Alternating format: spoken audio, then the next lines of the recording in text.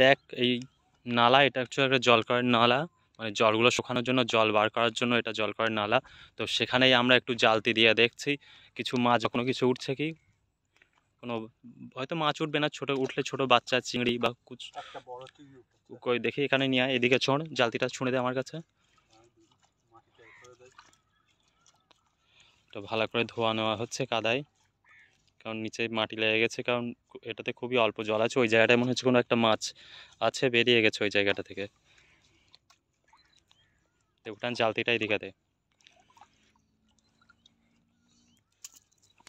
এখন দেখুন কেমনি চিংড়ি মাছ হয়েছে, পুঁটি মাছ হয়েছে।